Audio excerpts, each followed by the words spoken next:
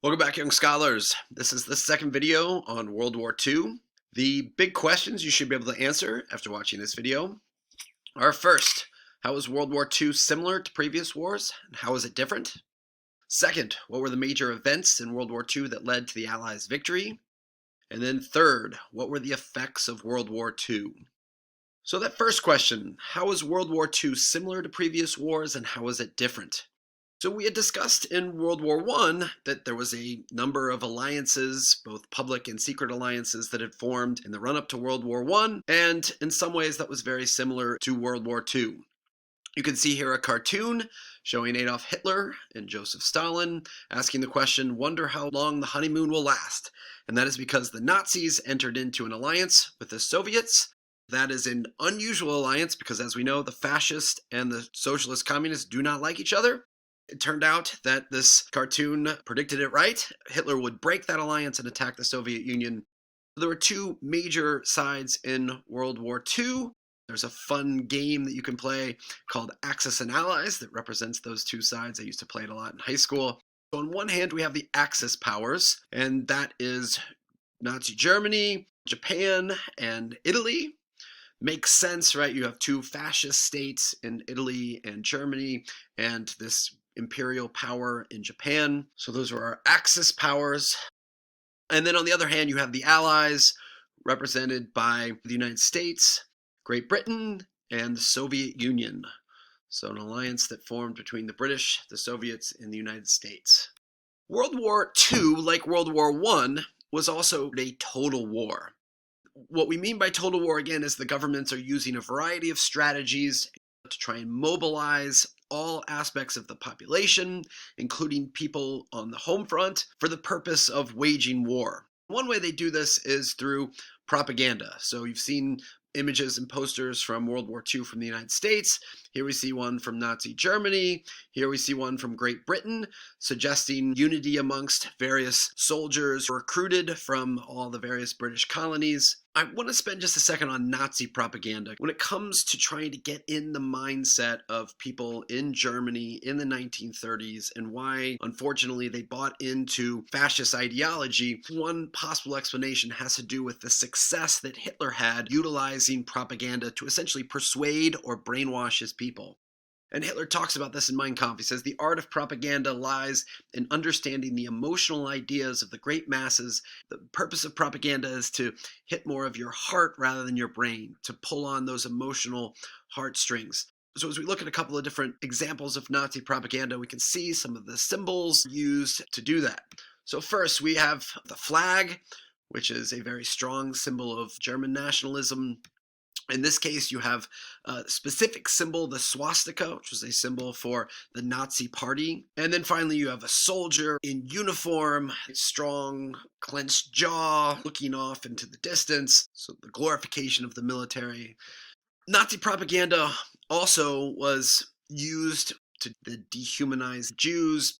There's a lot of anti-Semitic propaganda coming out of Nazi Germany. The symbols of the yarmulke and the beard, a reference to the Jewish population. You see a symbol over here, the hammer and sickle, and that was a symbol of socialism, communism, because remember, the fascists do not like socialist communists. So the hammer and sickle, a clear symbol trying to tie the Jewish people to the hated socialist communists. You have a hand reaching out with money, one of the false allegations that were brought forth against the Jewish people was that they were somehow greedy. We also see a whip in the other hand, which was designed to implicate the Jews as being somehow treacherous or dangerous. It's propaganda like this, which is symbolic of World War II becoming a total war, mobilizing all aspects of society. World War II was also the second major military-industrial war following World War I. However, there had been some changes from the 19 teens into the 1930s and 40s, especially in aerial technologies. We start seeing greater use of airplanes for purposes of fighting in war. The Germans used this tactic known as the Blitzkrieg, where first they sent in the airplanes to drop bombs, then they rolled in the Panzer tanks, and they would then attack an area by bringing in their troops. World War II was a more destructive war as a result of the military technologies. It was also a more offensively fought war. The Germans and the Japanese were much more successful in conquering various places than the Central Powers had been in World War I. And therefore, there was significantly more casualties, both on the battlefield and civilian casualties. One of the reasons there was an especially high number of civilian casualties was one of the techniques that militaries were using was aerial firebombing. So they would fly planes, drop huge ammunitions over cities, right dead center in the city. The Germans attacked London this way. And then later, the Allied forces would drop bombs on Tokyo and Dresden, which is in Germany. You have this more blurred line between what are the previous wars. What are the major legitimate military targets and what are the civilian targets? And therefore, you had far more civilian deaths in the context of World War II than you did in even World War I, and certainly events in World War II that led to the Allies' victory.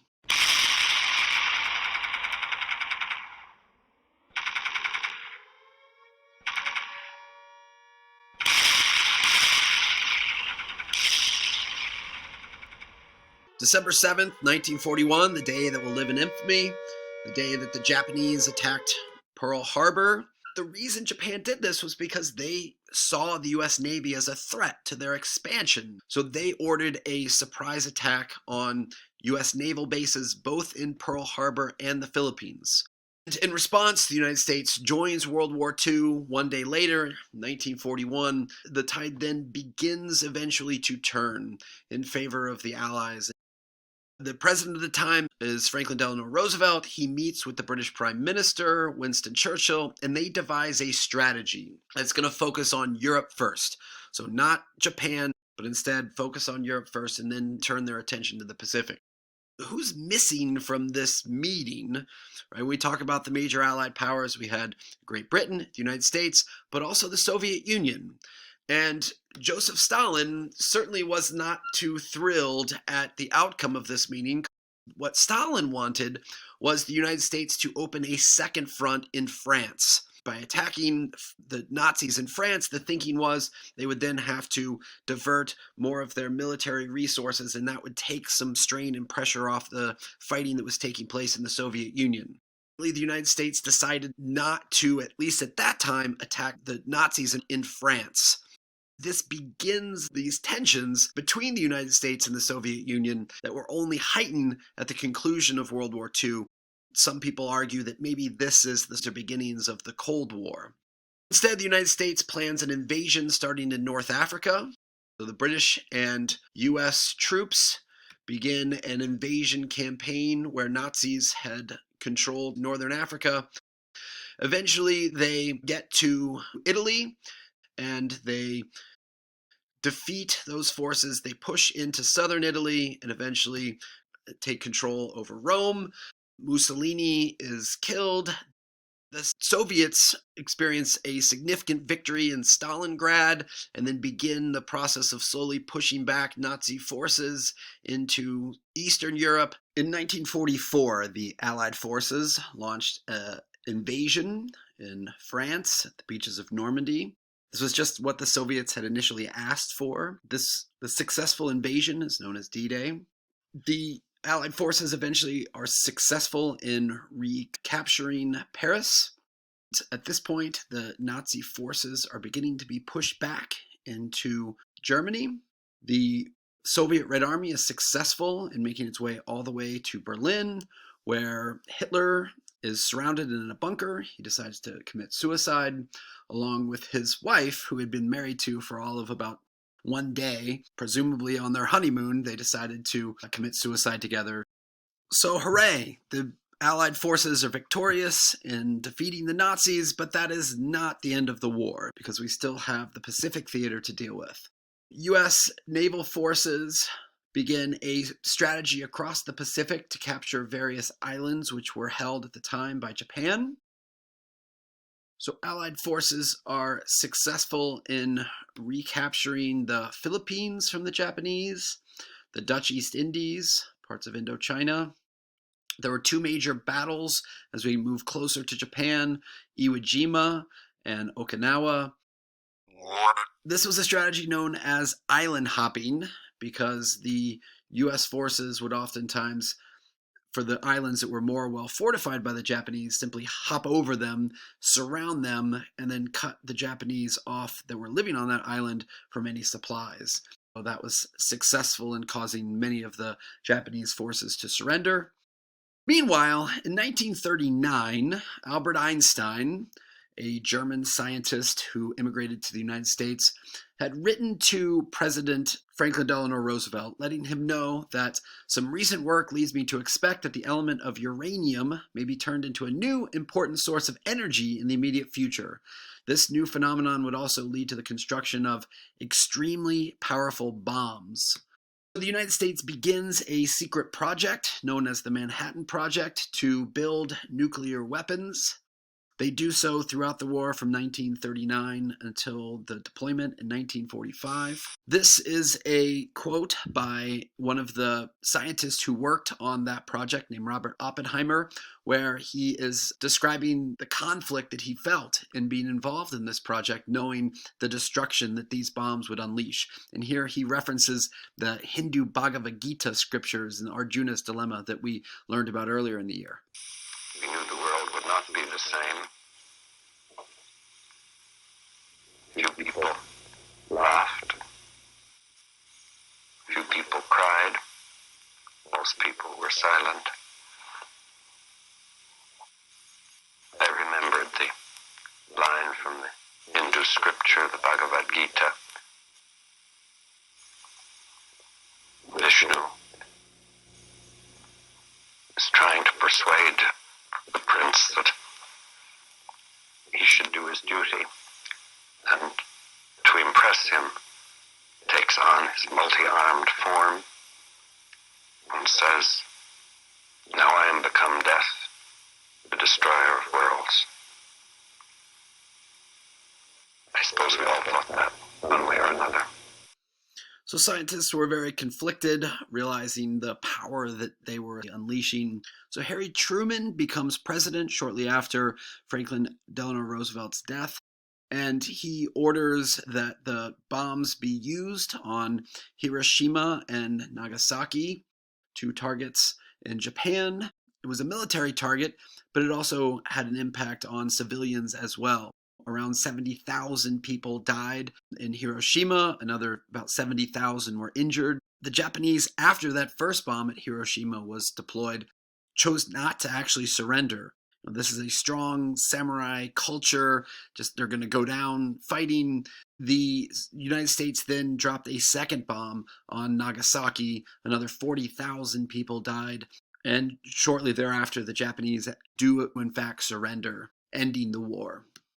So what are the effects of World War II? First, it was the most destructive war in world history. 60 million deaths, many of them civilians as a result of the firebombing campaigns and the United States' decision to drop the atomic bombs in Japan. If we were to break those deaths down by country, first, the Soviet Union suffered the most casualties in World War II, followed by China. And I think sometimes that's surprising for students. They sometimes forget that if you include some of those initial invasions by the Japanese and China and the deaths that result of that fighting, the Chinese certainly lost a lot of people in World War II. Followed by Germany, about 12% of the total deaths, followed by Poland, and then Japan, France, and then the United States at less than 1%. Again, the United States coming out of these wars, World War I and World War II, in a relatively strong position.